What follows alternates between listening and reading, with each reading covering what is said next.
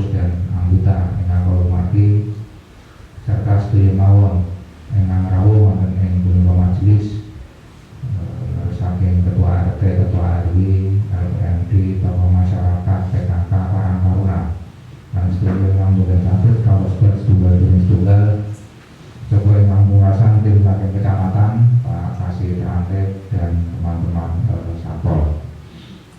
Pertama dan yang utama dalam kesempatan yang berbahagia ini selalu dan senantiasa kita aturkan puji dan syukur kepada Gusti Allah Ta'ala awit saking punapa ngantos dalu punika kula lan panjenengan taksih dipun paringi nikmat sehat sehingga sareng-sareng dalu punika saged bermuajahah, saged bersilaturahmi kanthi keadaan sehat walafiat.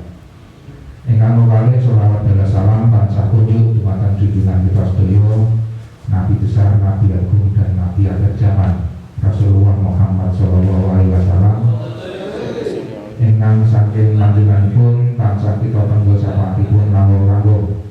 Sahabat punika kita tenggo yang wonten ing yaumul qiyamah. Amin Allahumma amin.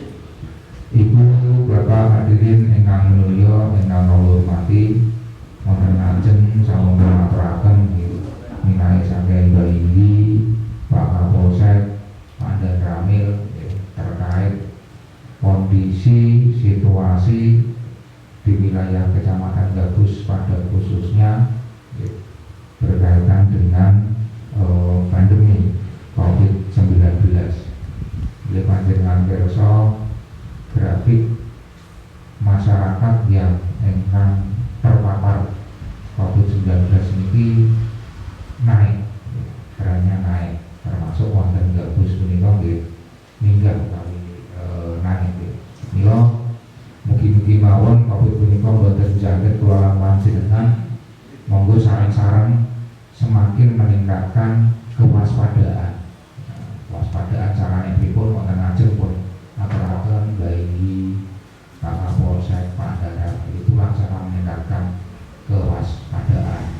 Karena napa ngantos dinten punika obatipun, vaksinipun COVID-19 punika dereng pinanggih, dereng wonten. Sehingga upaya yang dilaksanakan agar tidak terjangkit adalah meningkatkan imunitas ataupun memproteksi diri sendiri. Meningkatkan proteksi itu berawal dari itu tadi 3M, baik menggunakan masker, menjaga jarak, kemudian mencuci tangan dengan air mengalir dan sabun.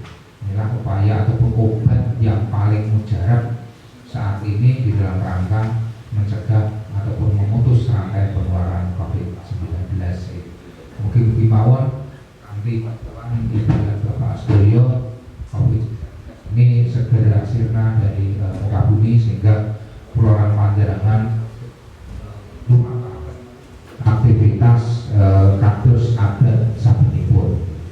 Nika ingkang sepindah ingkang lokale kaitan kegiatan yang kita laksanakan pada malam hari ini yaitu sosialisasi pengisian perangkat desa dan sekaligus pembentukan panitia.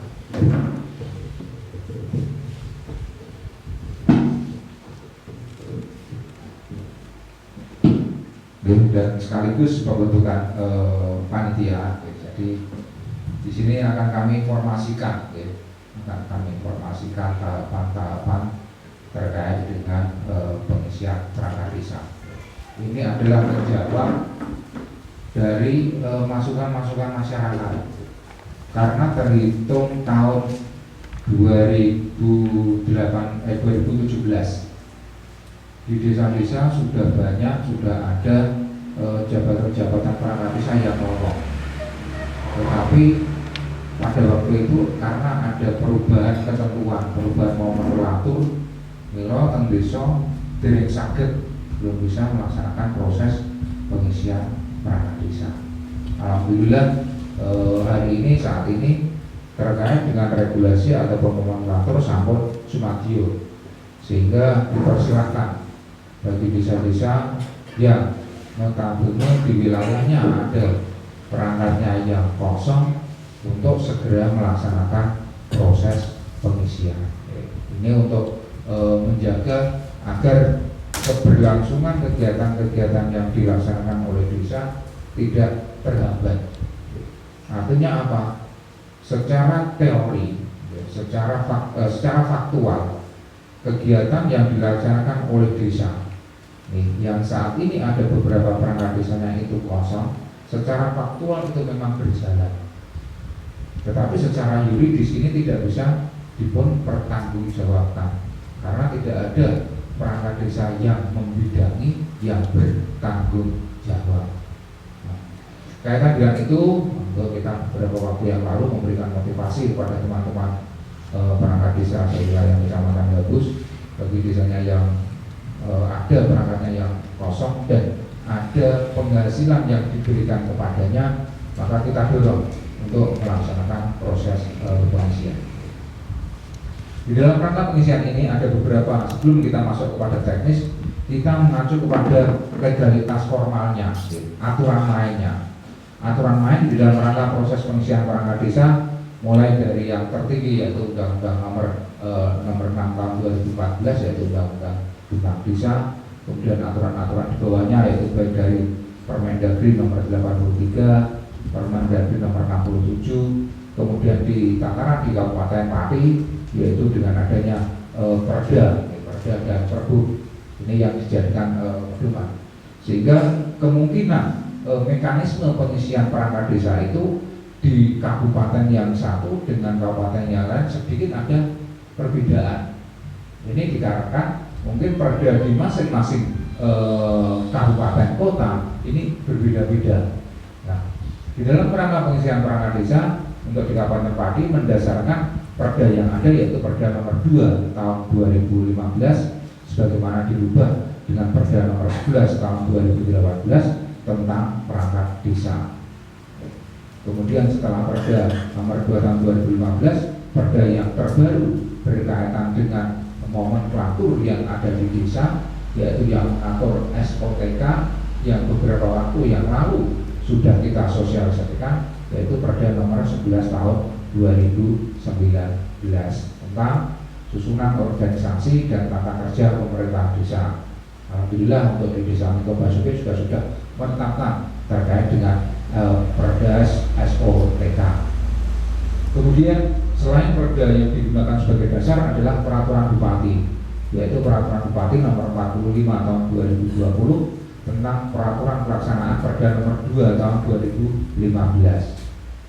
Jadi perda nomor 2 tahun 2015 yang dijadikan dasar untuk pengisian perangkat desa ini disaring lagi secara teknis dituangkan dalam Pergub 45 tahun 2020. Nah, Pergub 45 tahun 2020 ini belum sampai kita laksanakan, disempurnakan lagi dengan Peraturan Bupati nomor 58 tahun 2020. Sehingga dari dua dasar Pergub inilah yang mengatur secara teknis terkait dengan pelaksanaan pengisian perangkat desa. Dan ini nanti dijadikan dasar bagi semua desa di Kabupaten Pati yang akan melaksanakan pengisian. Selain itu secara teknis di desa satu dengan desa yang lain nanti pasti akan ada perbedaan.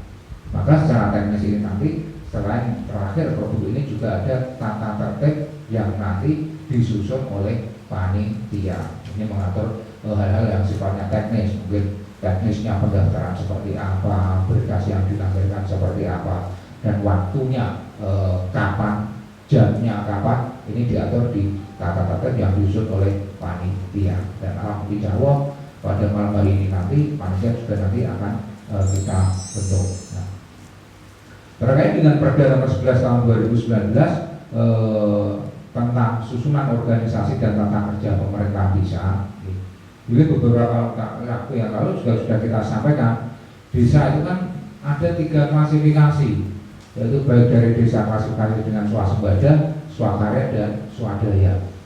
Seperti yang disampaikan Pak Andi di muka, desa kita adalah termasuk desa swasembada. Sehingga apabila desa itu swasembada, makanya hukumnya wajib bagi desa itu harus pada termin pertama pengisian perangkat desa harus memiliki 3 3 urusan dan 3 seksi. Jadi tim kaurnya kudu wonten 3, kasihnya juga harus ada 3. Selain itu juga yang harus ada adalah kadus dan sekdes ini yang harus ada, sehingga di desa Mito Basuki ini nantinya proses pengisian perangkat desa mungkin ada salah satu, ada satu tambahan jabatan selain jabatan yang sudah ada, baik mungkin langsung sekdes, kasih dan kadus, mungkin ada satu tambahan jabatan yaitu jabatan kaur, karena wajib memiliki 3 urusan. Nah ini yang berbeda dengan beberapa waktu yang lalu. Dengan Pergub yang lama itu kan kita kaurnya di desa itu kan hanya 2, yaitu kaur administrasi dan umum dan kaur keuangan. Tapi sesuai dengan SOTK yang baru ini, kaurnya di desa itu harus 3.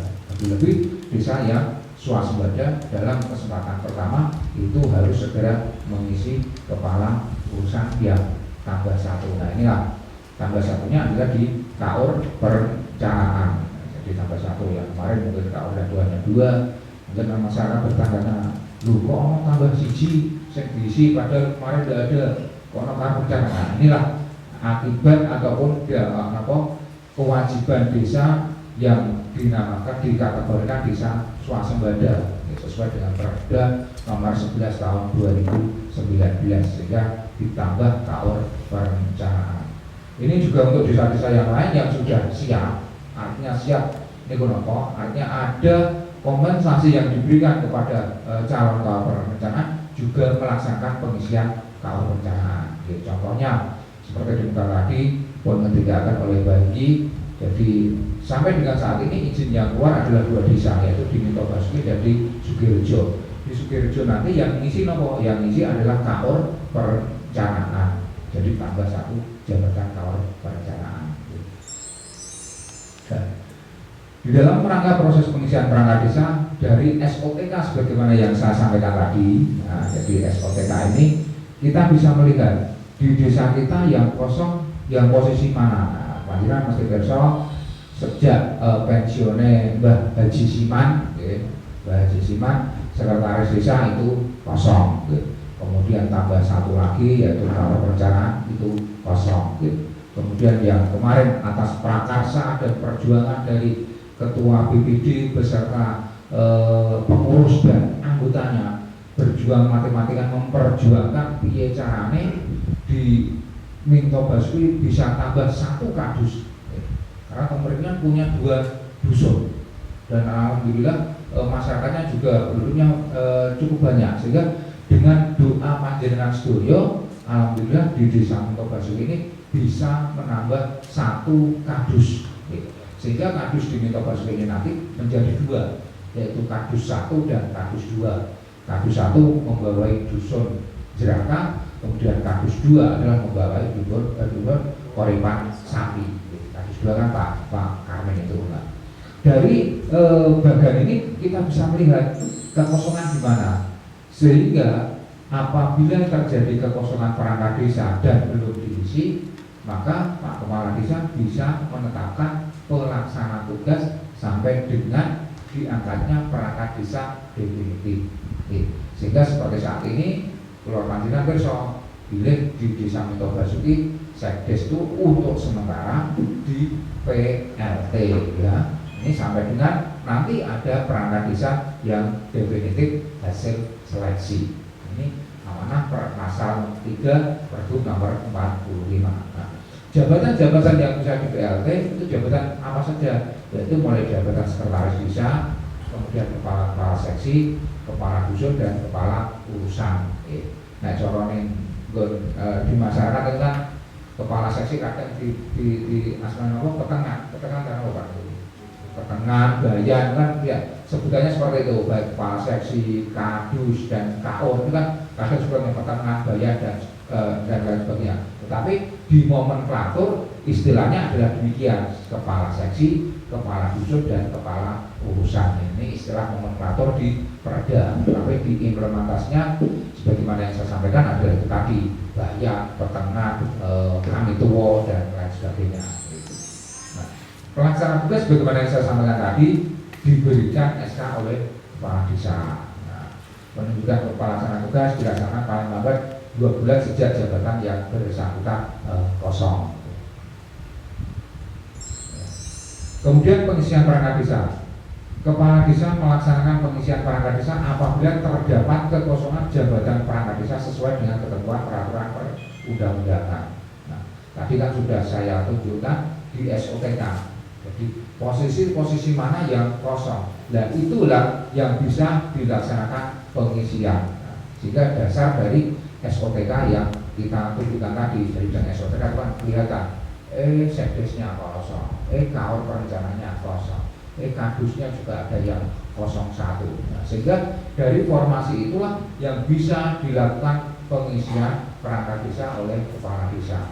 Tidak boleh nanti ragu, terserah kasih pelayanan berarti kosong, kaor keuangan kok ono isine kok diisi, itu tidak boleh. Jadi sepanjang formasinya ataupun tempatnya ataupun wadahnya itu belum kosong, ini belum boleh ataupun tidak boleh dilaksanakan proses pengisian. Nah, pengisian itu bisa dilaksanakan setelah mendapatkan izin dari beliau Pak Bupati. Jadi sebelum bisa mendapatkan izin itu belum bisa melaksanakan proses pengisian. Nah, untuk mendapatkan izin Pak Bupati itu syaratnya macam-macam. Ini mulai dari kajian formasi, BPD setuju, ada perdes tentang SOTK, perdes tentang anggaran desa, dan perdes mengenai APBD. Alhamdulillah untuk di Desa Nunggal Basuki izin Pak Bupati sudah keluar, yaitu dengan nomor 141.32/2154 tentang izin pengisian perangkat desa Nunggal Basuki Kecamatan Bagus, di mana di dalam izin itu langsung dibunyikan perangkat desa yang bisa diisi di dalam rangka proses pengisian ini adalah 3 formasi untuk di Desa Nunggal Basuki, yaitu yang pertama adalah sekretaris desa, kemudian yang kedua adalah kepala dusun 1, dusun Jeraka, kemudian yang ketiga adalah kaur perencanaan. Sehingga dengan terbitnya izin yang sudah dikeluarkan oleh Pak Bupati, maka desa sudah bisa melaksanakan sosialisasi dan sudah bisa membentuk panitia. Sehingga nantinya setelah terbentuk panitia bisa melaksanakan kegiatan-kegiatan yang menjadi tugasnya, baik mulai menyusun penganggaran, menyusun kegiatan, rencana jadwal, dan lain sebagainya. Kemudian tahapan pengisian perangkat desa, kalau boleh saya klasifikasikan, itu terdiri dari 5 tahapan. Yang pertama adalah tahapan pembentukan panitia. Kemudian yang kedua adalah tahapan penjaringan. Nah, kemudian yang ketiga adalah tahapan penyaringan. Kemudian yang keempat adalah tahapan pengangkatan dan pelantikan. Kemudian yang kelima adalah sumber pembiayaan. Monggo kita lihat satu persatu. Yang pertama, pembentukan panitia. Pembentukan panitia dilaksanakan dalam forum rapat yang dihadiri oleh camat dan unsur panitia kecamatan. Kemudian yang kedua adalah kepala desa. Kemudian yang ketiga adalah unsur perangkat desa. Kemudian yang keempat adalah unsur lembaga kemasyarakatan, dan yang kelima adalah unsur tokoh masyarakat. Karena di sini mulai dari perangkat desa, lembaga kemasyarakatan, dan tokoh masyarakat ini hanya unsur. Nah, unsur itu kan bisa diundang secara keseluruhan, bisa diundang tidak keseluruhan, sebagian juga bisa, karena itu unsur. Unsur misalnya diundang 5, diundang 10, diundang 1 itu bisa. Termasuk mungkin di sini unsur lembaga kemasyarakatan yang diundang mungkin hanya ketua RT, ketua RW, ketua LPMD. Nah, ini bisa gugur karena sudah terlampaui, tidak harus kesemuanya. Sehingga mungkin masyarakat mungkin bertanya, loh aku mau sosialisasi kok orang diundang itu sebagai apa? Nah, ini tidak lain dan kan karena yang diundang itu yang mewakili saja, unsur yang mewakili. Tidak harus serta-merta yang namanya sosialisasi niku masyarakat diundang sedoyo. Nah, mungkin yang diundang sedoyo tidak terus nopo kegiatan pelaksanaan kegiatan tidak sesuai dengan protokol kesehatan. Ini kan nekakno wong berat. Nekakno wong berat dan malah wong sewu yang awake dhewe karepe apik nanti menjadi sesuatu yang tidak baik. Karena seperti saat ini juga malam ini kita melaksanakan kegiatan juga karena ada jaraknya antara yang hadir pakai masker, kemudian jumlahnya terbatas. Ini terkait dengan protokol kesehatan, sehingga mungkin kita bisa memberikan argumen kepada masyarakat bahwasanya kenapa tidak semua diundang, karena ini cukup mewakili, ya Gubernur sosial adalah cukup yang mewakili dari masyarakat. Kemudian struktur kepanitiaan yang nanti dibentuk adalah mengutamakan prinsip efektif dan efisien sesuai dengan kemampuan keuangan pemerintah desa dan berjumlah ganjil. Di panitia itu kudune efektif, efisien, jumlah ganjil. Artinya apa? Gak perlu berat-berat, tidak perlu terlalu banyak panitia. Dan kenapa jumlahnya ganjil? Karena pada saat jumlah ganjil itu, apabila mungkin panitia menetapkan sesuatu sing istilahnya deadlock, deadlock lagi kok sing setuju harus sing ora setuju ditambahkan itu separuh-separuh. Nah, dengan jumlah ganjil ini maka nanti akan kelihatan. Nah, keputusan diambil tidak bisa musyawarah mufakat, itu kan suara terbanyak. Nah, sehingga dengan jumlah ganjil ini kan pasti terkait dengan keputusan yang diambil oleh panitia itu pasti nanti akan berhasil mendapatkan hasilnya. Kemudian struktur kepanitiaan itu paling banyak 9. Paling banyak adalah 9 yang terdiri dari ketuanya itu cukup 1, wakil ketua itu 1 juga, sekretarisnya 1, bendahara 1, kemudian seksi penjaringan dan penyaringan itu adalah 3 orang, dan seksi konsumsi adalah 2 orang. Jadi paling banyak itu 9. Tetapi apabila kurang dari 9 bisa. Nah, misalnya 7 bisa. Tetapi apabila kurang dari 7 bisa apa tidak? Tentu tidak bisa. Karena apa? Kita hitung saja, ketua, wakil ketua, sekretaris bendahara itu 1 semua. Misalnya kurang dari 7 kan harus 5 karena ganjilan. Iki wis 4 kan hanya tambah penjaringan 1. Nah, itu saja. Sehingga kalau seksi konsumsi kan tidak ada. Nah, seksi konsumsi buat teman-teman kan ya mesti repot. Nah, saya rapat sembarang dengan orang seksi konsumsi yo repot. Sehingga merosot sembarang dengan repot gitu. Sehingga jumlah maksimal 9 ini bisa kita turunkan paling sedikit tentu adalah 7. 7 itu bisa mengurangi mungkin seksi penjaringan penyaringan itu mungkin hanya 2, kemudian seksi konsumsi mungkin hanya 1, atau dibalik, seksi penjaringan dan penyaringan itu bisa 2, kemudian seksi konsumsi bisa 1, sehingga jumlahnya mencapai 7. Ya, alternatif malam ini kita untuk panitia adalah paling ora kalau tidak 7 yo 9. Nah, jadi monggo API itu apa songo, saya yakin Bali sudah punya gambaran gitu. Kemudian menurut saya udah terus wah ini kok ketua RT, ketua RW gak monggo wong ono ngisi perangkat ada orang datang transport ada orang lah, itulah monggo itu teknisnya. Monggo teknis nanti bisa diatur di dalam penganggaran ya. Termasuk menurut saya di dalam kepanitiaan itu kita batasi, ada batasan maksimal 9. Ini sehingga ada perbedaan dengan pengisian perangkat zaman Rumian sesuai dengan Perda nomor 2 tahun 2015. Mungkin di Desa Mintabasuki sebelumnya pengisian perangkat jumlahnya itu pantian terbatas. Tetapi beberapa desa sebelum ketentuan yang baru ini, kadang pengisian perangkat ini jumlah panitianya itu luar biasa. Ada yang bisa mencapai 20, ada yang bisa mencapai 30. Padahal mohon sewu, proses pengisian perangkat itu kan berbeda dengan Pilkades.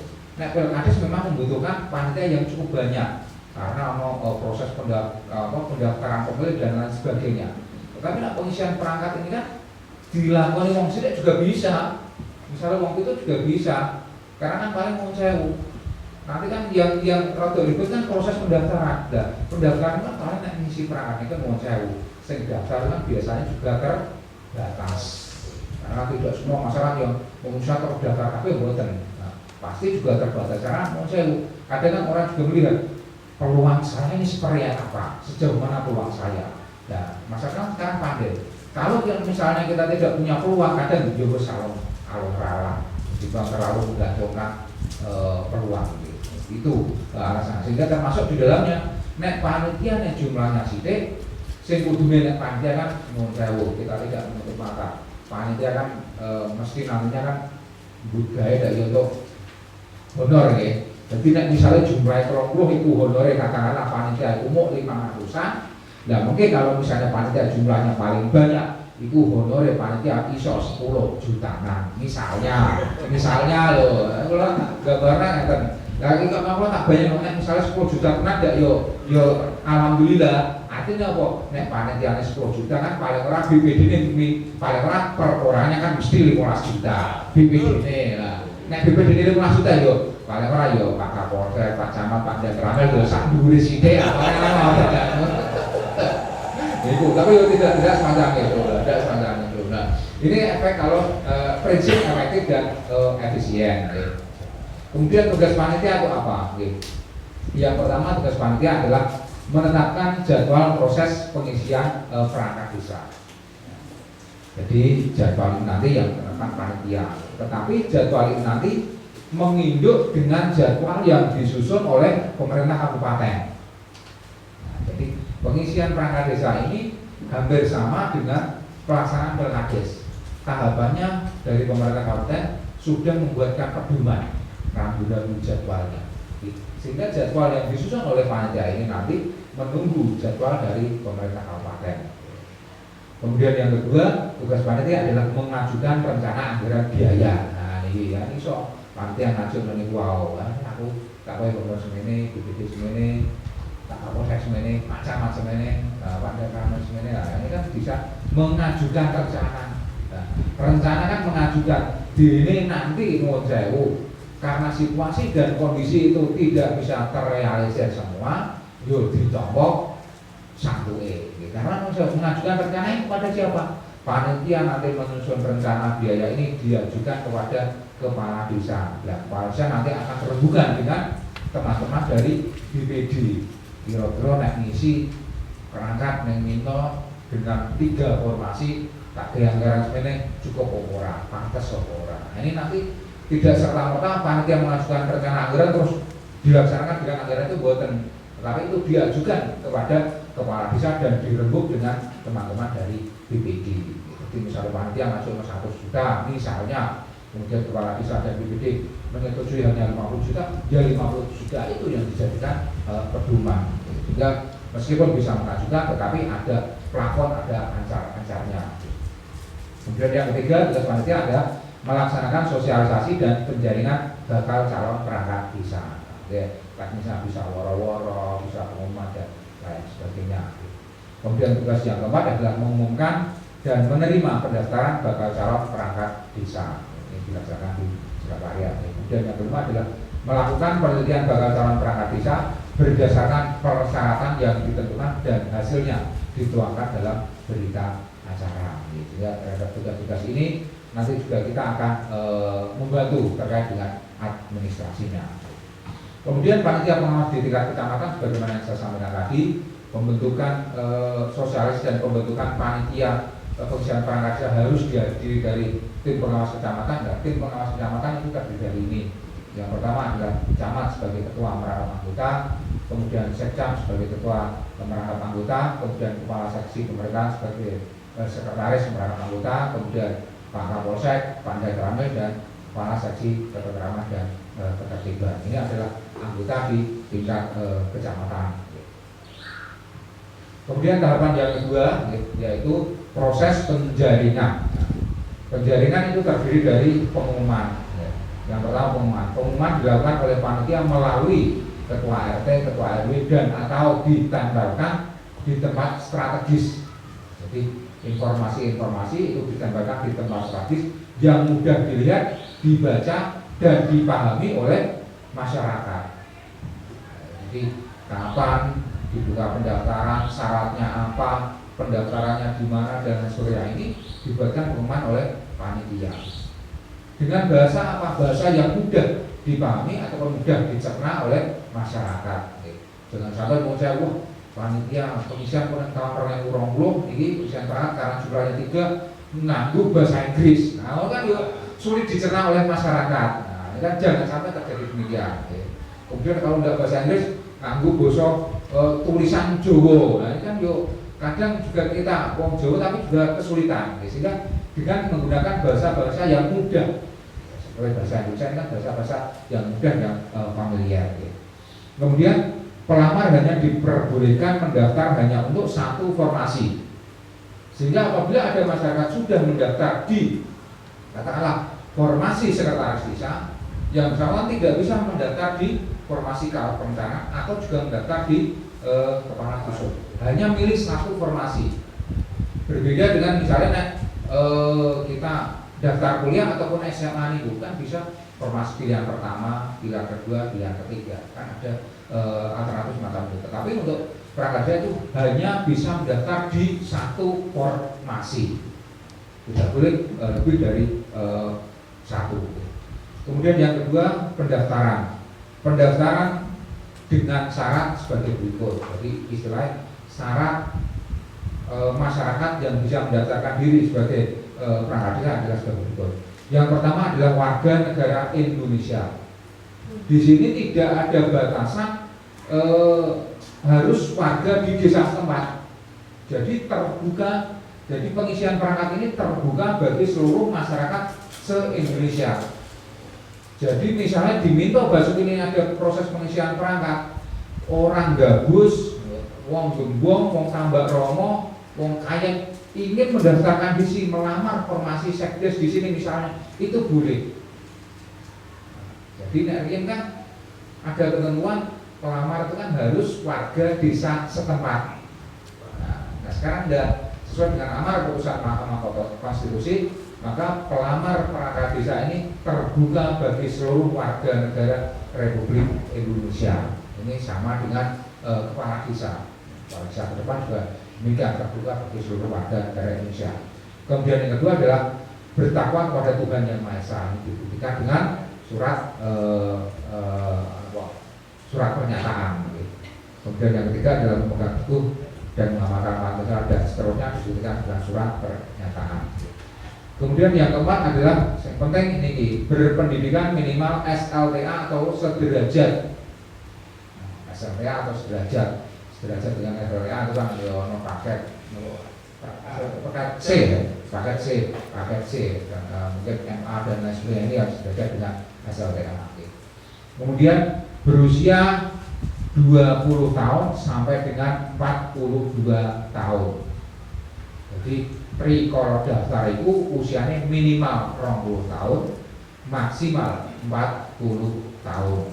Lebih dari 1 hari tidak boleh. 20 kurang 1 hari juga tidak boleh. Kemudian tidak sedang menjalani hukuman pidana penjara, tidak pernah dijatuhi hukuman pidana dan seterusnya. Nanti dibuktikan dengan surat dari pengadilan. Dan kemudian berbadan sehat, tidak mempunyai hubungan keluarga dengan panitia pengisian perangkat desa, kepala desa dan atau perangkat desa. Hubungan keluarga di sini adalah sampai dengan derajat pertama. Mampu mengoperasionalkan komputer. Nah ini penting karena ketentuan yang sekarang ini menjauh tugas-tugas desa itu nganggo IT studio. Sehingga jangan sampai nanti ke depan teman-teman perangkat desa komputer ya roh isane mau nyekel komputer. Nah, nyekel komputer kan beda dengan mengoperasional komputer.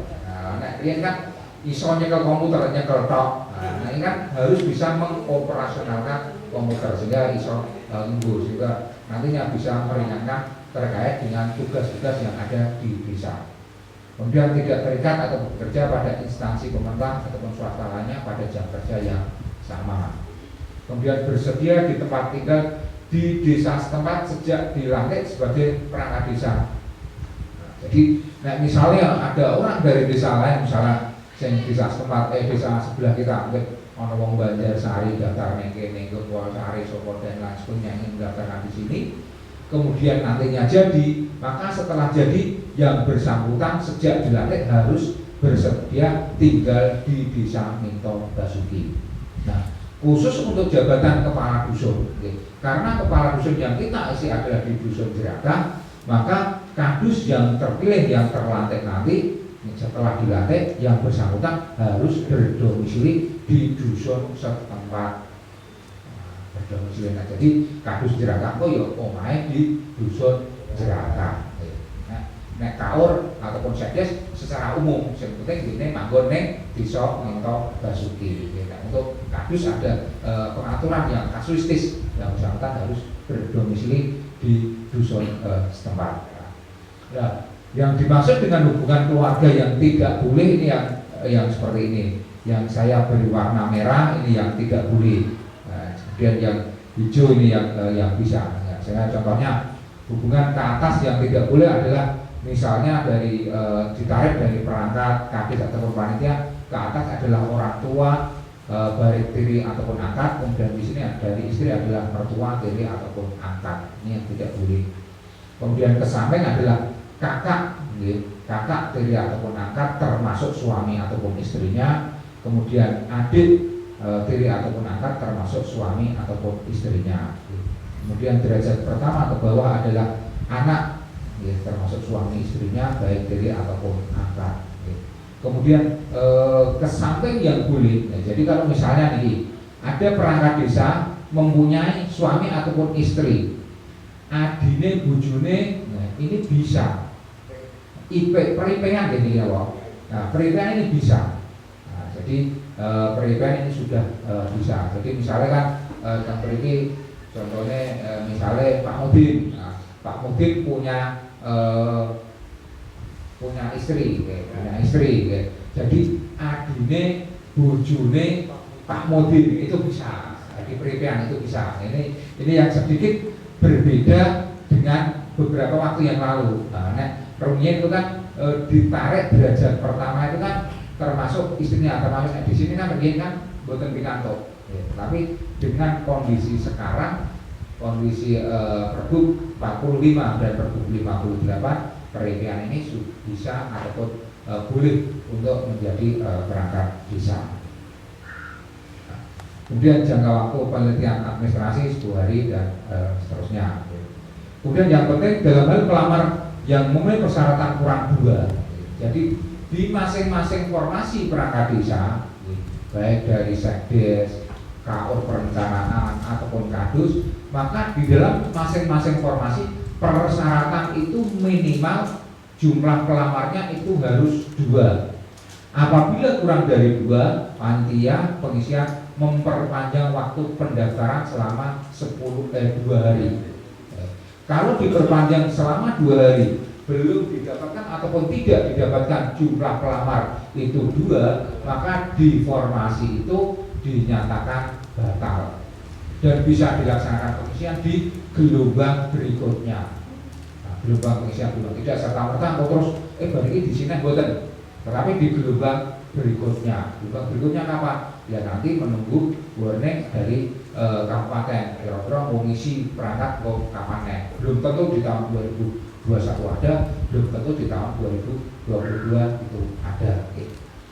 Kemudian tahapan penyaringan. Tadi kan penjaringan adalah bagaimana mendapatkan calon-calon.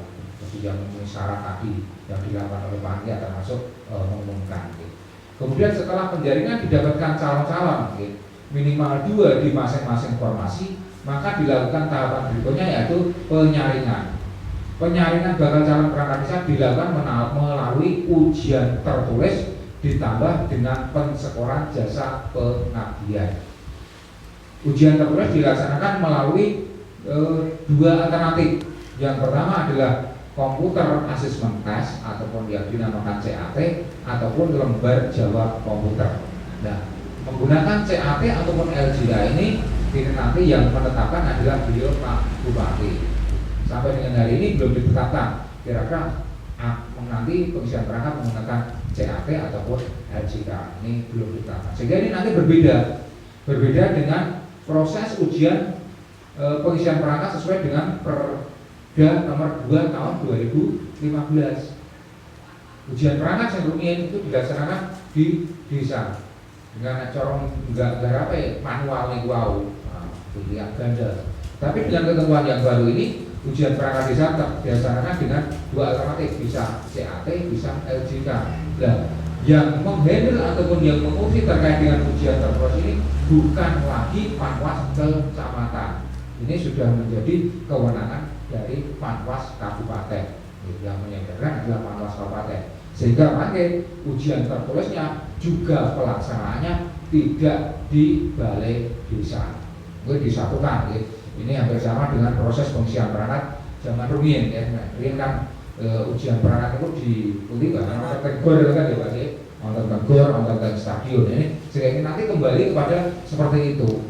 Nah, ini sesuai dengan jumlah pelamar yang ada di Kabupaten Pati, sehingga ujiannya mungkin tersentral. Kemudian pensyukuran jasa pengabdian. Pengabdian di desa yang bisa mendapatkan skor adalah yang meliputi. Yang pertama adalah di Badan Permusyawaratan Desa. Kemudian yang kedua adalah di Lembaga Kemasyarakatan Desa. Kemudian yang ketiga adalah di Linmas. Kemudian yang keempat adalah di Staf Perangkat Desa. Kemudian yang keempat ada di perangkat desa dengan perjanjian kerja, atau ini dinamakan honorer atau honor desa. Lembaga kemasyarakatan yang saya maksud adalah lembaga kemasyarakatan meliputi dari RT, RW, PKK, Karang Taruna, Posyandu, dan LPMD. Nah, skornya berapa? Nah, jasa pengabdian calon perangkat desa yang lebih dari 1 tahun, maka skor pengabdian adalah unsur pimpinan itu mendapatkan skor 10. Yang dimaksud dengan unsur pimpinan adalah ketua, wakil ketua, dan sekretaris. Ini termasuk unsur pimpinan. Ini skornya 10. Kemudian ketua seksi ataupun ketua urusan ini skornya 8. Jadi kan misalnya ini Karang Taruna itu kan banyak, nah, ketua seksi pemudaan, ketua seksi olahraga, ketua seksi apa, ataupun dia ini kan ada ketua seksi ataupun KAUR. Ini skornya 8. Kemudian wakil ketua seksi ataupun ketua urusan skornya 8. Kemudian bendahara ataupun pembantu bendahara sama skornya 8. Staf perangkat desa ataupun perangkat desa lainnya skornya 8. Ini dimaksudkan apabila ada nanti mungkin formasi yang dibuka di sini, Sekdes, KAUR, dan Kadus ini kemungkinan nek ono staf perangkat desa yang masih memenuhi syarat usia, ingin caranya kepengen jadi KAUR, Kadus atau Sekdes, maka apabila staf perangkat desa itu melamar maka mendapatkan skor 8. Kemudian pegawai honor desa dengan perjanjian kerja ini skornya 8. Kemudian anggota skornya 5.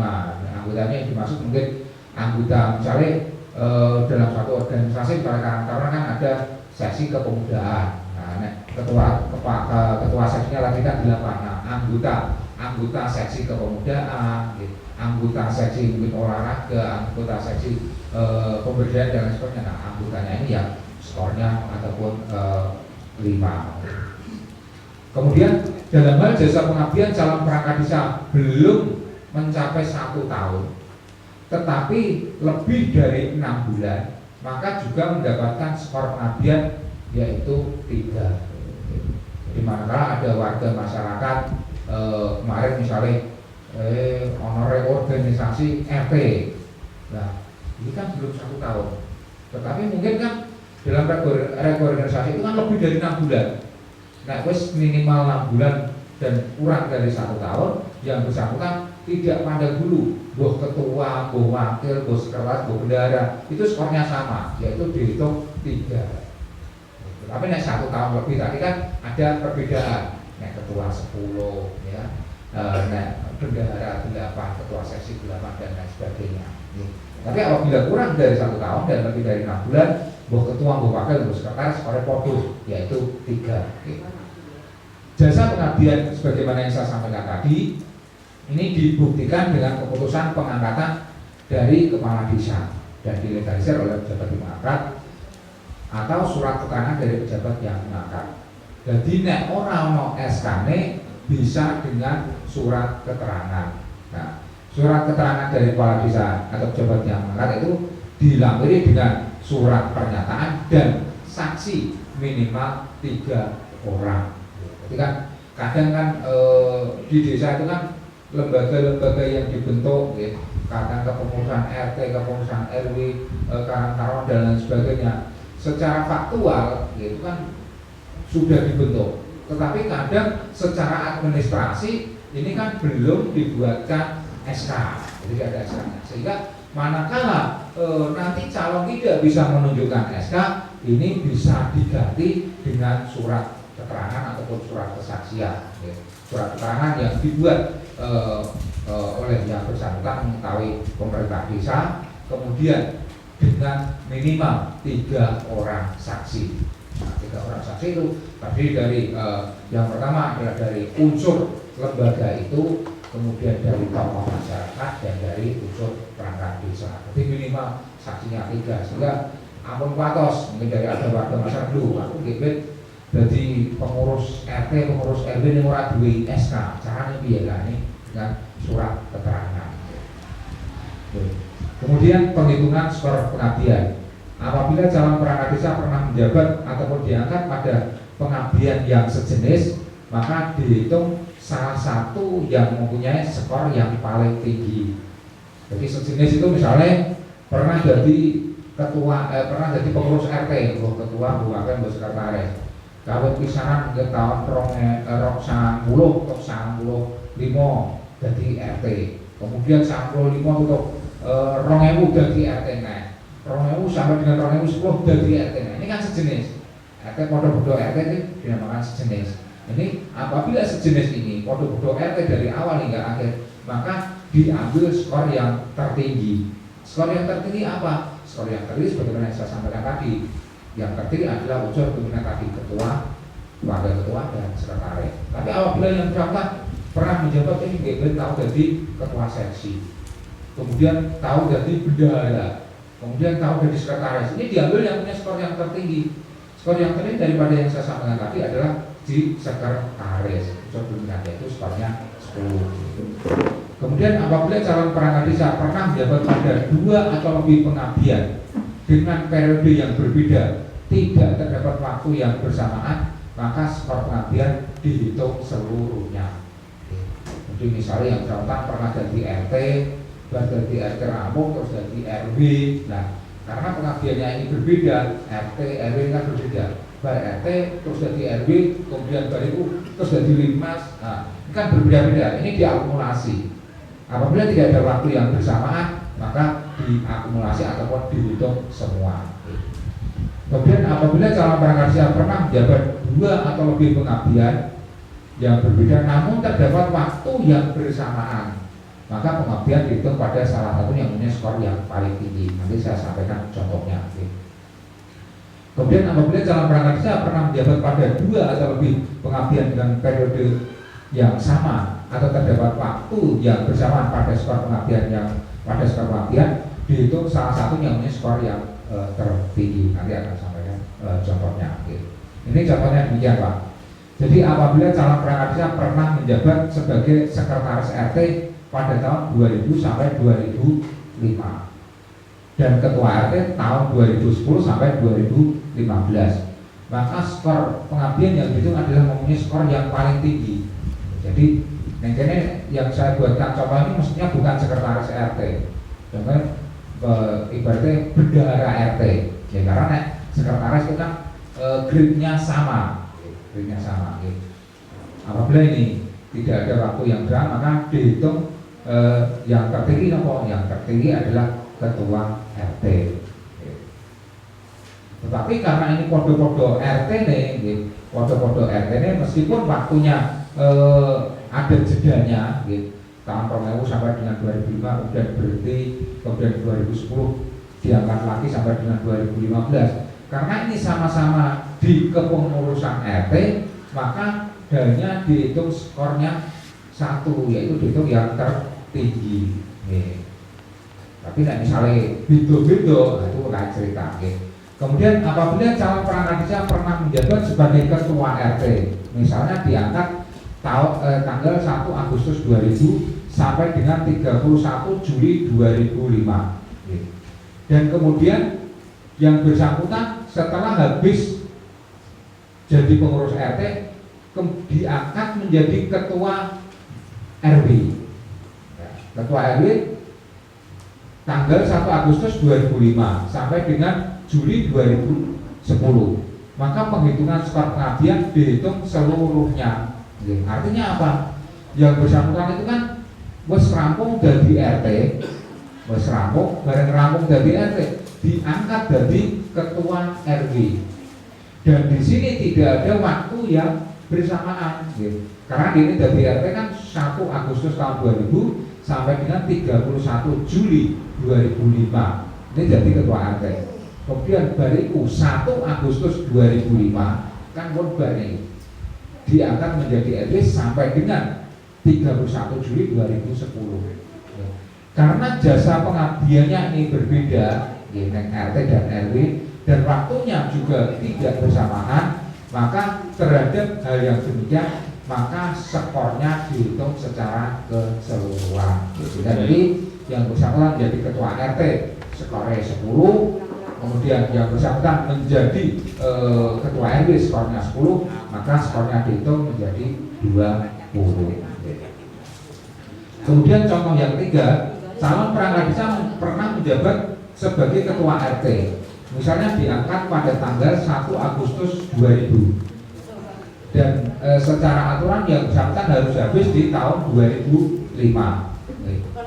Dan kemudian belum sampai habis masa jabatannya di 31 Juli 2005, yang bersangkutan diangkat menjadi ketua RW, misalnya di 1 Januari 2005 diangkat menjadi ketua RW sampai dengan 2010. Karena saya besok kadang kan ngoten, sing wis kadung gelem dadi pengurus lembaga kemasyarakatan, yo wis dadi iku, dadi RT, yo dadi RW, dadi LPMD. Nah, itu kan sing wis kadung gelem. Itu biasanya diangkat terus. Nah, apabila terjadi demikian, karena ada waktu yang bersamaan, sehingga hal ini meskipun jabatannya ataupun pengabdiannya di tempat yang berbeda, RT kemudian RW, tetapi ada waktu yang bersamaan, maka dihitung satu yang mempunyai skor yang paling tinggi. Jadi, nah ono modal sing sami dihitung satu yang mempunyai skor yang paling tinggi. Ya, jadi misalnya di sini kan katakanlah bendahara RT, kemudian yang satu ketua RW, maka diambil satu yang punya skor yang paling tinggi.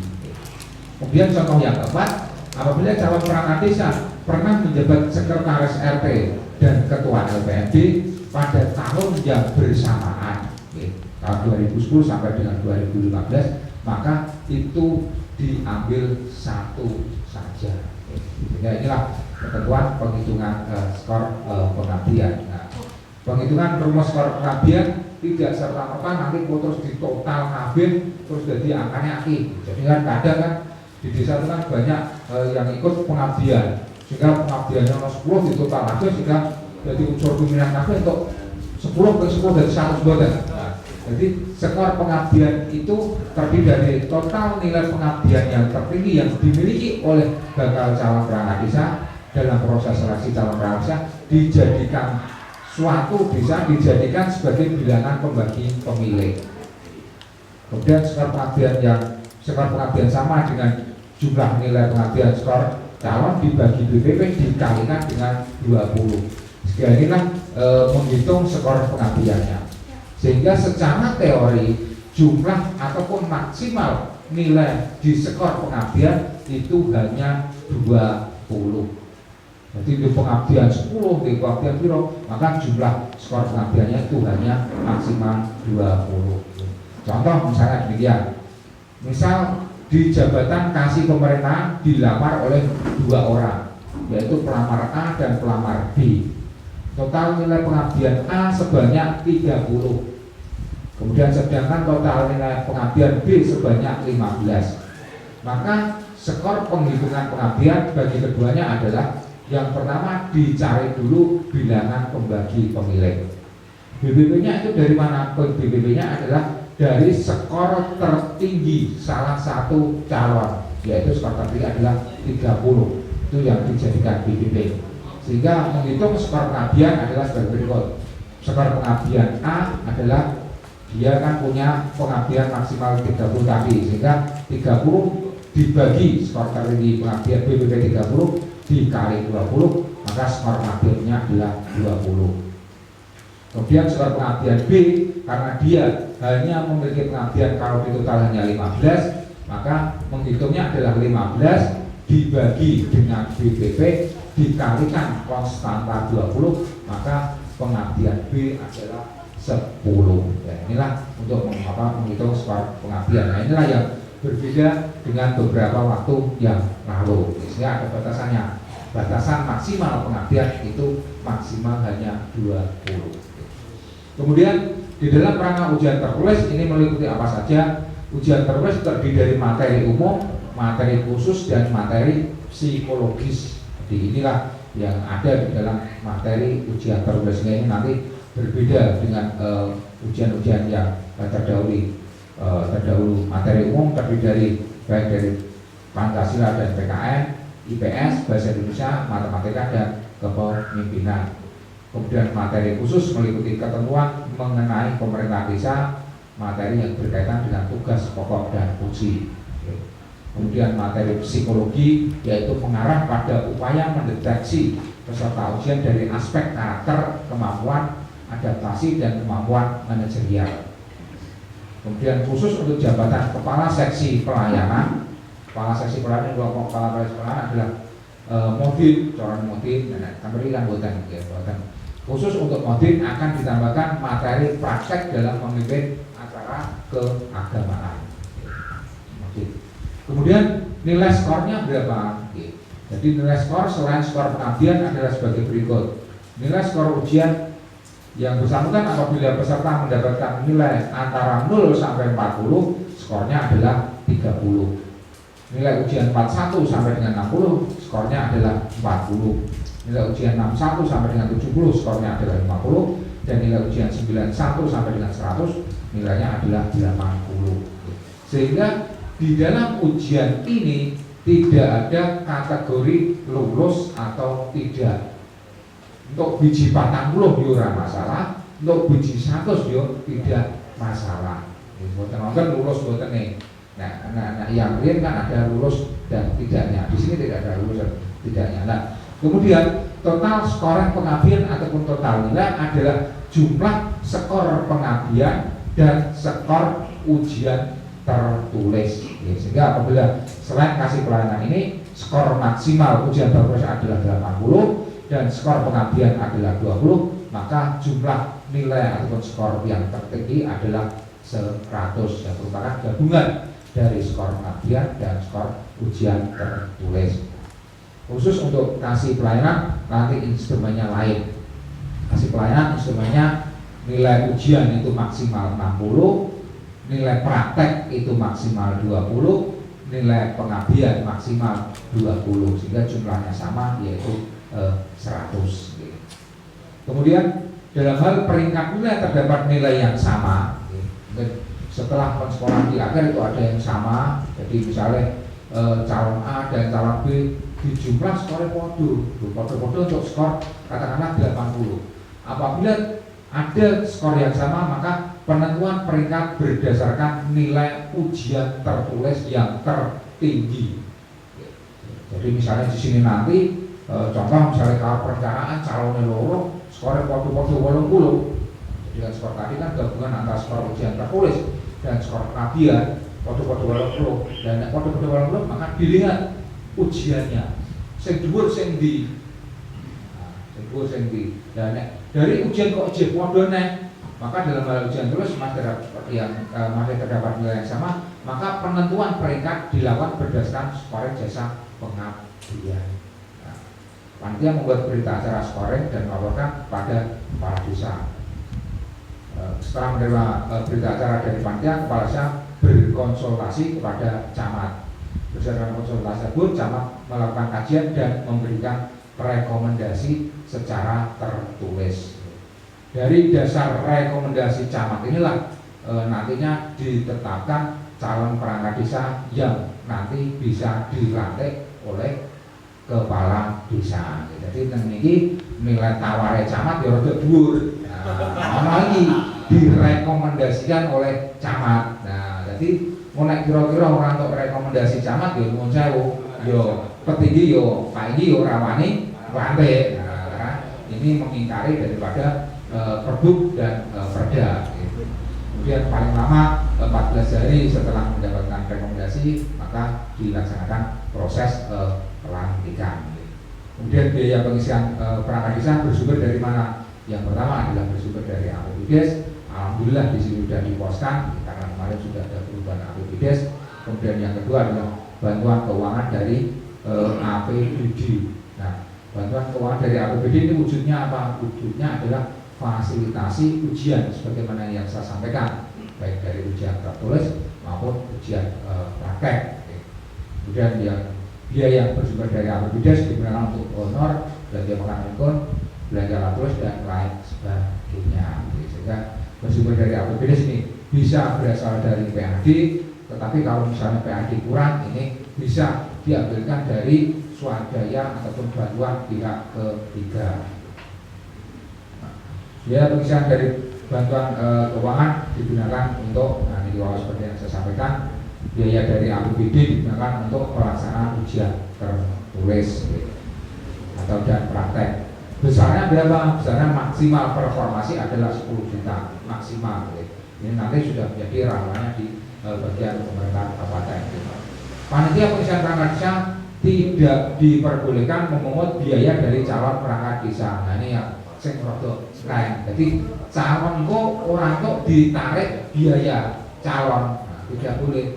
Jadi tetapi apabila ini calon jadi yo toh, nah, ini kan calon kan apabila yang benar wis daftar itu kan calon. Nah, nek lagi daftar urung ngerti dadi orane iki urung tok ditarik menjadi calon. Tetapi kalau nanti yang bersangkutan sudah direkomendasikan oleh camat, maka terhadap keluarnya biaya-biaya itu, maka ini sudah bisa untuk memberikan kontribusi kepada biaya penyelenggaraan. Karena menurut saya penopangkan biaya dari APBDes itu kadang kan masih jauh dari kekurangan, sehingga salah satunya kan adalah bersumber daripada perangkat yang jadi perangkat calon terlantik. Ibu bapak hadirin yang kami hormati, kiranya demikian beberapa hal yang kami sampaikan. Sebelum nanti saya sampaikan, ada satu hal yang perlu kami garis bawahi, sehingga siapa yang bisa diangkat menjadi kepanitiaan. Dari awal yang saya sampaikan, saya tadi lupa menyampaikan, yang bisa diangkat dari panitia adalah semua yang hadir di sini, kecuali kami yang di depan dan teman-teman dari BPD. Jadi unsur perangkat desa, tokoh masyarakat dan lain sebagainya bisa diangkat menjadi panitia perangkat. Kenapa BPD kok tidak bisa diangkat menjadi panitia pengisian perangkat desa? BPD fungsinya adalah sebagai panitia pengawas, bukan panitia pelaksana. Jadi BPD kok yo, nek ono panitia kita rada rancang bersama dengan kepala desa, fungsinya yo nyemret panitia. Lho Pak panitia, kowe kok pemilihan umum kok umum nanti fungsinya panitia pengawas di tingkat desa. Lah, nek disempret BPD karo panitia karo Pak Kepala Desa aja urung nanti, lah kok sing nyempret adalah Pak Kapolsek, Pak Danramil dan saya. Sehingga semua yang dilaksanakan ini bisa sesuai dengan ketentuan aturan. Sehingga ampun patos teman-teman BPD, pimpinan fungsinya adalah sebagai panitia pengawas. Sehingga Bapak Kepala Desa bisa menunjuk terkait dengan personel yang menjadi panitia adalah berasal baik dari tokoh masyarakat, dari perangkat desa, ataupun dari unsur lembaga kemasyarakatan yang lain. Tentu dengan jumlah sebagaimana yang saya sampaikan dan struktur sebagaimana yang saya sampaikan, jumlahnya minim paling orang songo yo itu dan harus ganjil. Karena apa? Nek 5 kan tidak bisa, karena tak saya tunjukkan tadi di strukturnya kalau 5 kan tidak terpenuhi semua. Ibu bapak hadirin yang kami hormati, sebelum nanti saya kembalikan kepada Pak Kepala Desa untuk membentuk panitia, mungkin dari apa yang saya sampaikan tadi, mungkin ada yang perlu ditanyakan, didiskusikan, kami persilakan. Monggo. Monggo, yang akan nekan Carlet. Ngapa cekap? Cekap. Monggo.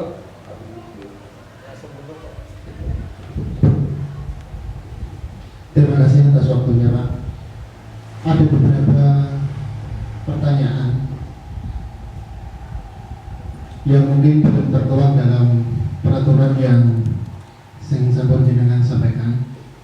Yang pertama tadi terakhir sebelum jenengan tutup, yaitu tentang adanya swadaya ketika sudah jadi calon terpilih. Itu aturannya seperti apa?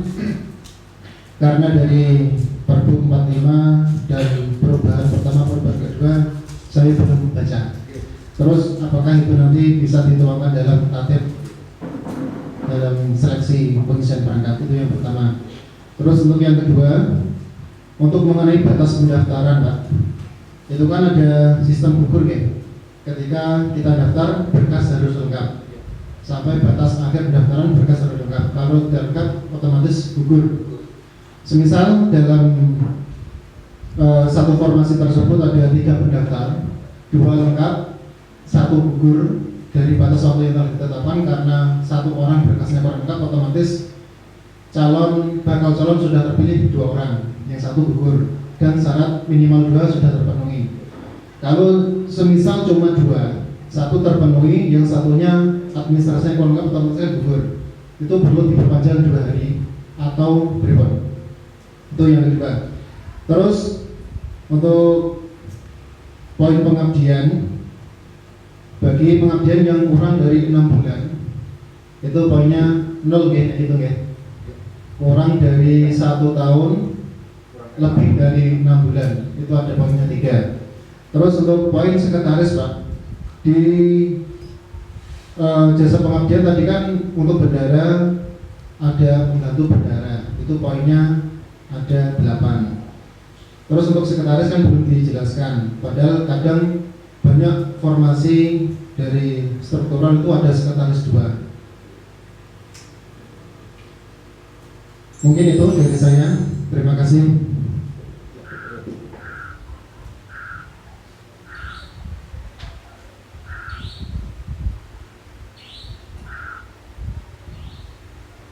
Terima kasih Pak Udin.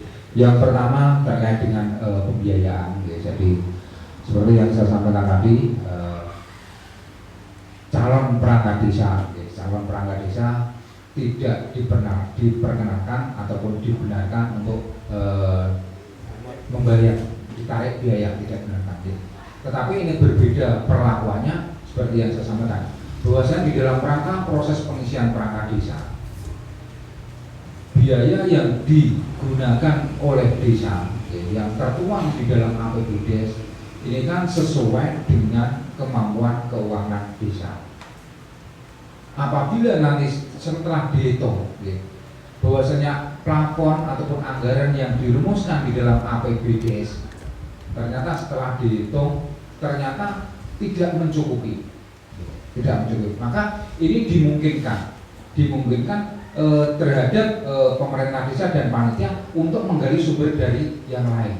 Sumber dari yang lain itu apa? Sumber dari yang lain adalah sumbangan pihak ketiga. Sumbangan pihak ketiga itu berasal dari mana? Sah hukumnya apabila ada calon yang terpilih ataupun calon terlantik ini merupakan bagian dari pihak ketiga. Jadi misalnya kan mungkin jelaskan bikin bos yang direkomendasi sebelum diadakan pelantikan kan Pak Camat kan mengeluarkan rekomendasi kan pasti saya rekomendasikan misalnya sekretaris desa yang direkomendasi adalah A, kaor perencana rekomendasi adalah B, kemudian kadus adalah C. Ini kan yang direkomendasikan mau tidak mau kan harus dilantik oleh kepala desa, sehingga ini dinamakan dengan calon terpilih. Calon terpilih.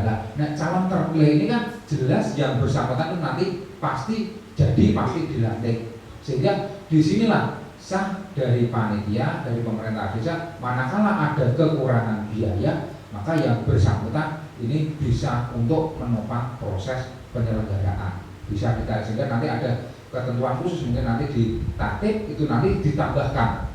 Nah di tatip nanti kan mungkin nanti tatip kita buatkan coba formatnya, di tatip dituangkan misalnya calon perangkat terlantik nanti dipungut swadaya untuk biaya, katakanlah biaya pelantikan, biaya penyelenggaraan dan lain sebagainya. Karena menurut saya katakanlah plafon yang dibuat oleh desa yang di APBD tidak mungkin bisa mengcover sampai dengan selesainya semua kegiatan, sampai dengan pelantikan, betul mungkin. Ya, kadang di desa itu yang saya baca, menurut saya di desa yang sudah mengajukan proses pengisian perangkat desa, rata-rata di masing-masing formasi itu desa itu menganggarkan rata-rata hanya sekitar interval 10 sampai 15 juta. Ya, nek misalnya hanya 10 sampai 15 juta mau sewu. Iku lagi nggo tuku snack ya, karo nggo tuku ATK, kok gak wis habis. Nah, kok nek snack karo ATK wis habis, mosok tidak ada pelantikan. Nah, pelantikan itu menjadi beban siapa? Karena desa tidak ada dana, maka tidak mungkin itu dimintakan dari kepala desa, perangkat desa ataupun dari APBD kan tidak mungkin. Sehingga yang mungkin apa? Yang mungkin adalah dari swadaya calon perangkat desa yang bakal dilantik nanti. Nah, itu sah. Sehingga niku ya, sehingga kan itu adalah meskipun calon tidak boleh, tapi kalau dia mesti jadi ataupun calon jadi itu kan bisa untuk menyelenggarakan proses itu. Ya. Jangan sampai pelantikan itu nanti terhambat ibaratnya karena tidak ada pembiayaan, sehingga itu nanti bisa dituangkan dalam tata tertib, termasuk nanti di salah satu syarat bagi calon ditambahkan nanti mungkin nambah membayar bagi yang terpilih itu menambah biaya untuk katakanlah biaya pelantikan dengan kategori mungkin sekdes sekian, kalau perencanaan berapa, kemudian kadus berapa, itu nanti bisa dituangkan. Itu yang pertama. Kemudian yang kedua terkait dengan perpanjangan pendaftaran. Perpanjangan pendaftaran itu manakala di dalam salah satu formasi jumlah calon yang ditetapkan, ada jumlah calon yang memenuhi syarat itu kurang dari 2. Nah, jika kurang dari 2, tetapi manakala di dalam satu formasi itu sudah terpenuhi 2 calon, maka tidak perlu dilakukan proses perpanjangan pendaftaran. Jadi misal seperti yang disampaikan Bapak Menteri tadi, dalam satu formasi, misalnya nanti katakanlah sekdes itu ada 3 pelamar, sampai dengan penutupan pendaftaran berkas yang lengkap itu 2. Yang satu tidak lengkap, dia tidak masalah, tidak perlu diperpanjang. Berbeda manakala sampai dengan penutupan pendaftaran, misalnya calon yang 3 hanya 1 yang lengkap, ini harus diperpanjang 2 hari. Tapi manakala sudah terpenuhi minimal 2 calon di masing-masing formasi, tidak perlu ada perpanjangan pendaftaran. Sehingga resikonya yang orang lengkap ya tidak bisa ikut ke tahapan berikutnya. Itu yang kedua. Kemudian yang ketiga pengabdian. Pengabdian sebagaimana saya sampaikan, pengabdian yang dihargai adalah yang utama adalah pengabdian yang lebih dari 1 tahun. Ini yang mendapatkan skor sempurna, ya artinya skor sempurna itu mulai dari skor 10, 8 ataupun 5. Tetapi di bawahnya bisa mendapatkan skor kurang dari 1 tahun, tetapi manakala lebih dari 6 bulan ini juga mendapatkan skor. Ya, jadi lagi pitung sasi, lagi wolong sasi, ini mendapatkan skor, tetapi tidak mempertimbangkan dia apakah ketua, wakil ketua, sekretaris ataupun bendahara. Skornya sama. Di antara 6 bulan sampai dengan 1 tahun, skornya sama-sama 3. Tapi apabila lebih dari 1 tahun, maka skornya adalah sebagai berikut, ada yang 10, 8 ataupun 5. Demikian juga sebagaimana yang saya sampaikan Pak Menteri tadi. Nah, unsur sekretaris itu posisinya yang di sini kan tidak saya tulis. Unsur sekretaris itu termasuk ini. Sekretaris itu adalah termasuk unsur pimpinan. Jadi unsur pimpinan terdiri ketua, wakil ketua, sekretaris, ini termasuk unsur pimpinan di dalam satu organisasi. Nah, sekretaris itu bisa sekretaris 1, sekretaris 2, bisa ketua 1, ketua 2, ini sama, ini skornya ini termasuk unsur pimpinan. Nah, kemudian apabila bendahara itu unsur grade di bawahnya, yaitu poinnya adalah 8. Sehingga apabila sekretaris 1, sekretaris 2, ketua 1, ketua 2 itu skornya sama-sama, skornya 10. Sama-sama 10. Makan, berarti mungkin tentang sanesnya, monggo Mas Tu. Ini mengenai biaya pelantikan niku Pak. Yang pertama, apakah niku perlu pembuatan perdes untuk landasan hukum di desa tentang pungutan biaya pelantikan itu? Terus yang kedua, apakah itu sudah ada indeks dari kabupaten untuk biaya pelantikan tersebut? Kemudian berarti jika itu nanti muncul biaya lagi itu, apakah desa perlu membuat APBD perubahan? Kemudian mengenai legalisir Pak, legalisir itu apakah punya masa berlaku atau tidak? Ya, terima kasih. Terima kasih. Yang pertama terkait dengan pembiayaan. Jadi pembiayaan tidak perlu desa membuat APBDes perubahan lagi. Tidak perlu desa membuat APBDes perubahan lagi, karena membuat APBDes perubahan tentunya kan biaya itu masuk ke dalam masuk ke APBDes lagi. Sehingga terkait dengan proses, katakanlah proses pelantikan, nanti kan corone pelantikan mah ame digawe sederhana yo iso, ame digawe gede yo iso, sesuai dengan situasi di desa. Ini kan nanti kan dikembalikan kepada calon ataupun perangkat desa yang terpilih. Nah, sama nih misalnya mau dilantik kepengen sederhana dihadiri kecamatan Wong Telu, camat, Pak Kapolsek, Pak Danramil, kemudian yang lantik kepala desa, ini ya cukup. Pelantikan itu kan yang penting kan ada yang dilantik, ada yang melantik, ada saksi. Ini kan harus cukup Pak. Jadi yang melantik itu kepala desa, kemudian yang dilantik adalah perangkat desa yang jadi, saksinya ada, ini sudah cukup. Tetapi apakah mau dibuat semacam ini? Ya ini kan nanti dikembalikan ke masing-masing calon yang jadi. Jadi apa yang ya monggo. Sehingga terkait dengan pelantikan ini memang tidak ada indeks daripada kabupaten sesuai dengan situasi tadi. Sehingga mungkin kan tidak membatasi desa satu dengan desa lain. Sehingga memang mohon sewu terkait kalau misalnya itu dituangkan secara utuh di dalam APBDes, nanti pasti akan terkait dengan biaya pengisian perangkat desa cukup besar. Karena cukup besar nanti desa pasti akan bingung, wah ini kok anggarannya gede, ini sumbernya dari mana saja. Sehingga memang di dalam rangka penyusunan di APBDes perubahan kemarin yang bersumber dari bantuan pihak ketiga nantinya untuk proses, katakanlah proses pelantikan, maka itu tidak dituangkan karena itu kan situasional tadi. Ini yang pertama, sehingga APBDes perubahan tidak diperlukan dan tidak membuatkan perdes, karena kan perdes mungkin perdes pungutan desa itu kan kalau kita buat perdes pungutan desa kan sasarannya kepada seluruh warga masyarakat. Nah ini kan lebih spesifik, kepada bagaimana calon itu dilantik. Maka Mas Dul mungkin nonton sana sih legalisir. Oh legalisir Jadi legalisir itu memang secara teori di dalam Perda-Perbu memang tidak diatur, Tetapi kita juga harus ingat, harus ingat bahwasanya kita mengacu dengan ketentuan-ketentuan yang lain. Memang itu ada batasan waktu terkait dengan legalisir, sehingga batasan waktu yang digunakan biasanya yang digunakan institusi yang lain adalah 6 bulan yang terakhir. Bulan yang terakhir itu yang digunakan, sehingga nanti bisa dihitung kalau misalnya nanti proses pendaftaran katakanlah dimulai di bulan tahapan di bulan Oktober, maka kita hitung mundur selama 6 bulan terakhir. 6 bulan terakhir ini yang dan ini nanti secara teknis harus dituangkan di dalam kata tertib. Sehingga apa? Ini kan sebagai upaya, jangan sampai ini upaya preventif untuk panitia secara administratif bisa dipertanggungjawabkan.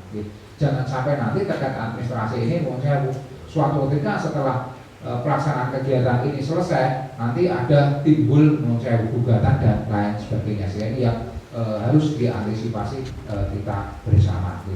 Monggo mungkin akan saya. Monggo.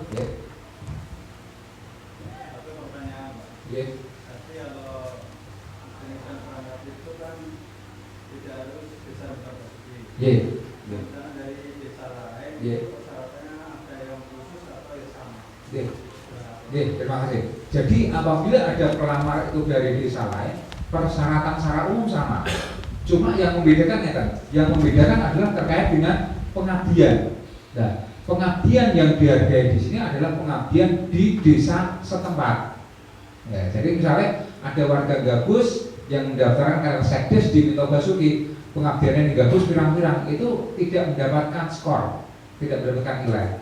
Ya, jadi perbedaannya di penghitungan di pengabdian. Tapi penghitungan yang lain, misalnya syarat-syarat yang lain itu sama. Cuma nanti apabila yang bersangkutan sudah jadi harus berdomisili di wilayah sini. Itu yang membedakan. Ini memang berawal dari amar putusan Mahkamah Konstitusi, sehingga tidak membatasi pelamar itu dari wilayah setempat. Ini sama dengan Pilkades. Pilkades nanti juga demikian. Pilkades yang sudah kita laksanakan beberapa waktu yang lalu juga demikian. Bahwasanya pelamar bisa dari manapun, tetapi nanti setelah terpilih harus berdomisili di wilayah itu. Nah, ini kan ada batasannya. Pilkades ataupun perangkat ini itu kan ada batasnya. Yang bersangkutan harus warga desa setempat dan minimal berdomisili adalah 6 bulan. Nah, ini ada ketentuan semacam itu. Nah, sekarang sudah tidak ada, sudah dihapus. Yang penting kode-kode wong Indonesia, kode-kode wong Indonesia bisa dimanapun. Yang penting mungkin ada jadi dia berdomisili di situ. Perbedaannya tentu itu, semua punya peluang, tapi skornya dia tidak mendapatkan. Maka ya, monggo, sana Terima kasih. Sebagai orang awam, ada dua pertanyaan yang ingin kami sampaikan. Yang pertama tentang ujian tertulis. Jangan kan pakai CAT atau LCK. Untuk pelaksanaan ujian tertulis itu, apakah saat itu juga langsung dilakukan pembacokan scoring dan bisa diumumkan minimal kalau ada calon? Yang pertama. Kemudian yang kedua, kami tanyakan secara berdasarkan yang dikatakan pemenang proses ini atau terpilih, calon perangkat desa terpilih itu apakah yang memang memiliki skor paling tinggi atau berdasarkan rekomendasi dari camat atau dan lainnya. Itu saja, terima kasih.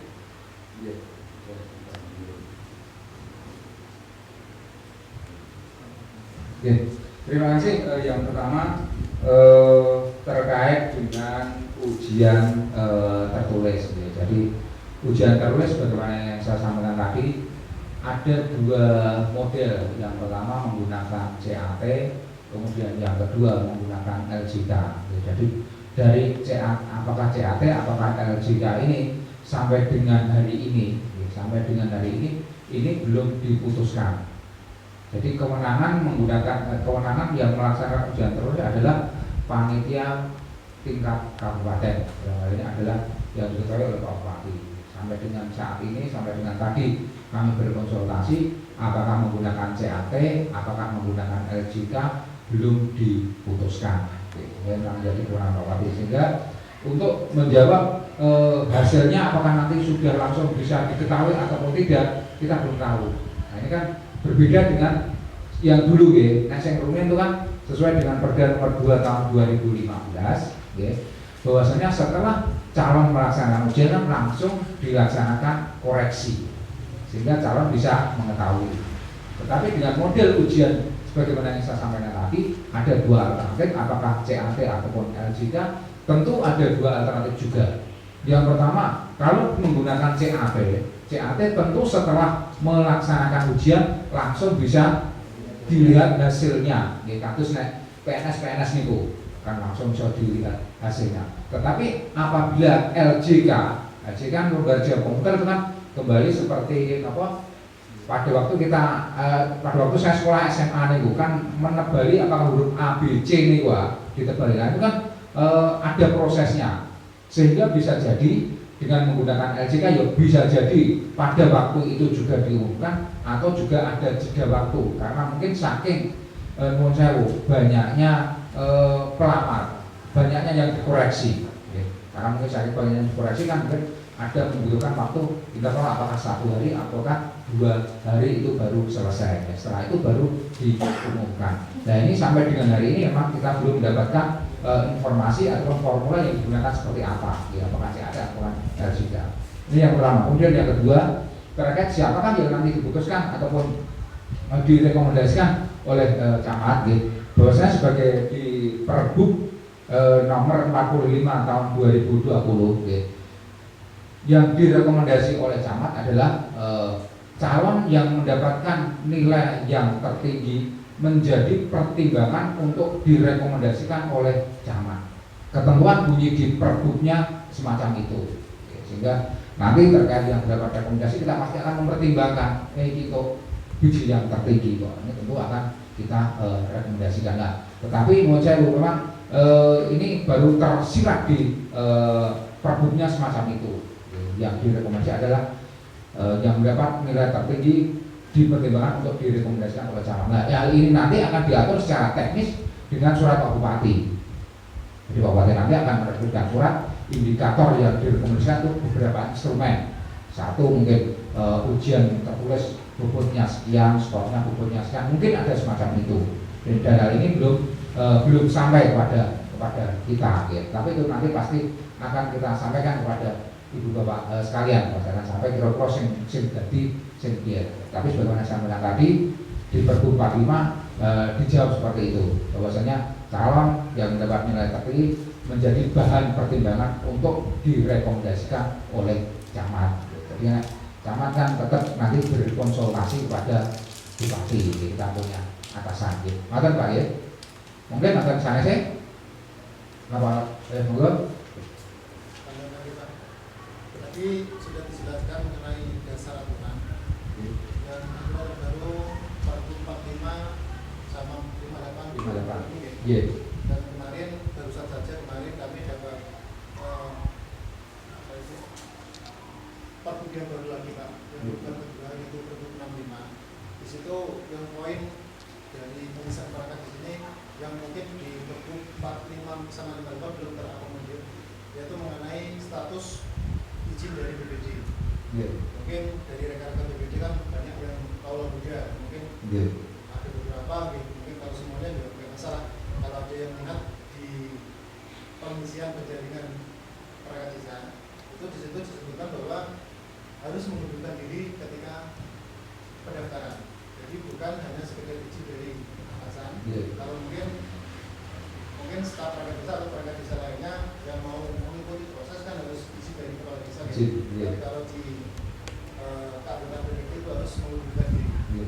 Itu pengunduran dirinya nanti secara tetap atau seperti apa. Terus nanti untuk kekosongannya itu mungkin bisa ada sedikit informasi tambahan lah untuk pergantian PAW-nya seperti apa.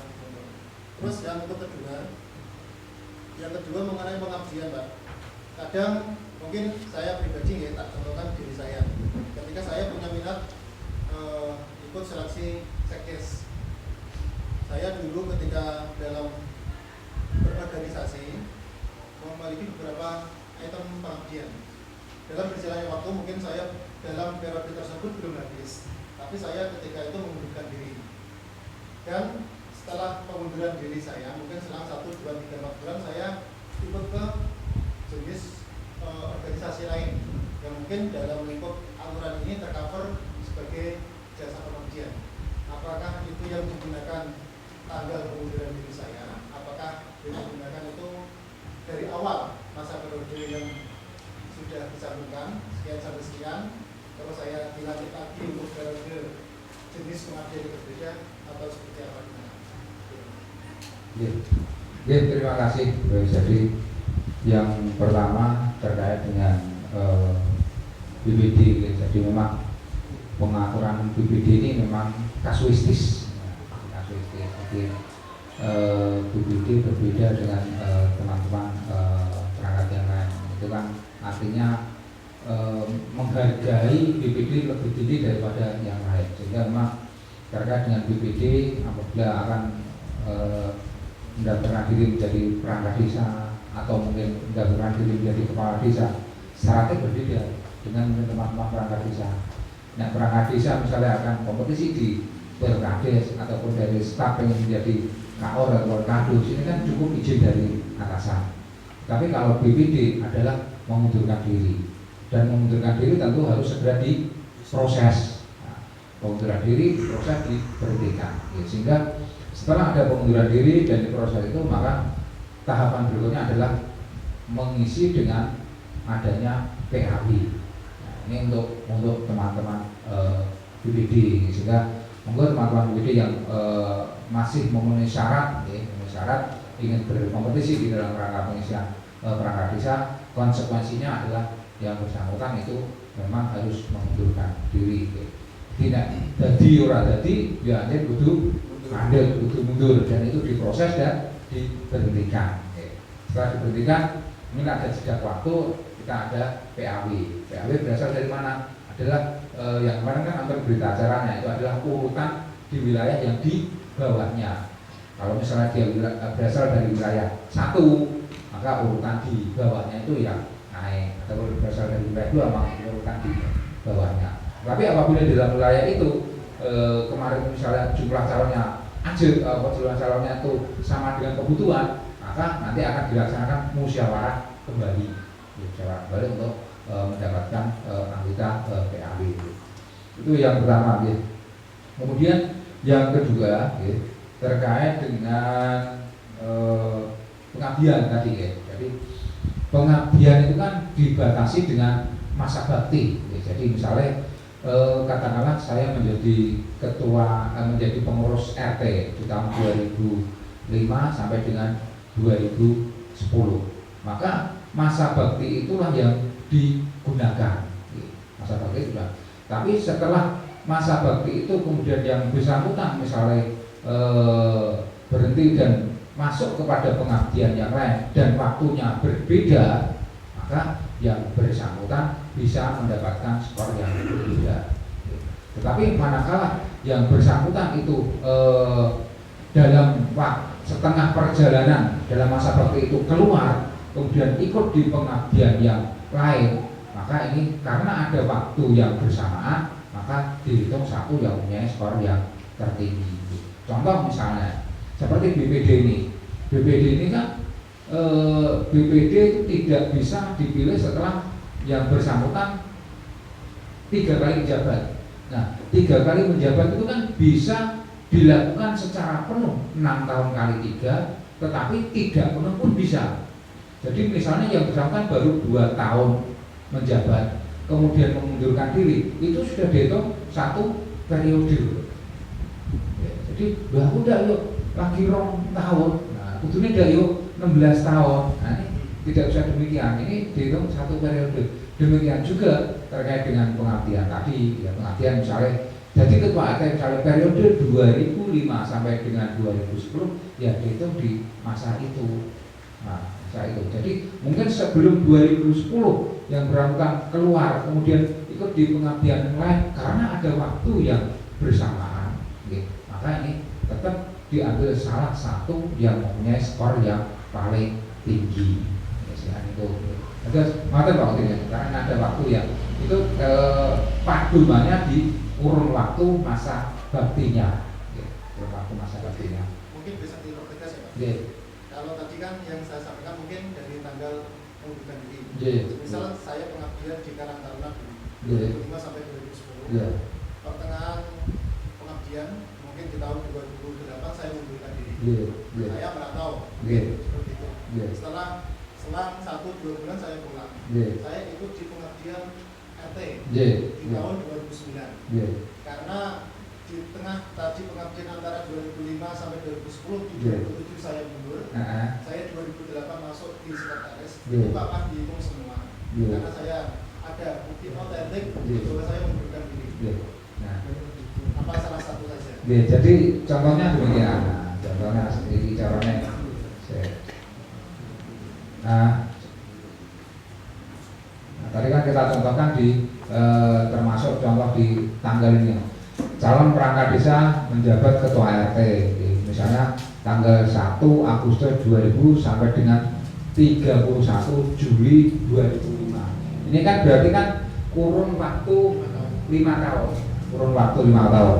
Dan apabila di dalam kurun waktu 5 tahun ini misalnya yang bersangkutan mengundurkan diri ataupun diangkat di tempat yang lain, maka sepanjang ini sudah selesai 31 Juli, maka ini dihitung keseluruhan. Tetapi apabila masih di antara kurun waktu itu, berarti ada waktu yang bersamaan, maka dihitung salah satu yang tertinggi. Jadi saya mengundurkan diri di tengah tahun apa itu tahun periode itu nggak ada buktinya ya? Tidak ada buktinya. Dihitung tahun periode. Tahun periodisasi. Periodisasi. Jadi nanti kan setelah periodisasi nanti dilihat lagi yang bersangkutan luwes saka setahun apa kurang dari 1 tahun, ya nanti skornya beda lah. Kalau lebih dari 1 tahun kan skornya utuh, tapi kalau kurang dari 1 tahun tapi lebih dari 6 bulan itu kan hanya skornya hanya 3. Itu nanti secara teknis bisa lebih dijelaskan di dalam tata tertibnya. Kita harus dibuatkan secara teknis. Mungkin antar sana sih. Apa cekap? Oke, Pak Cukup. Monggo, lagi.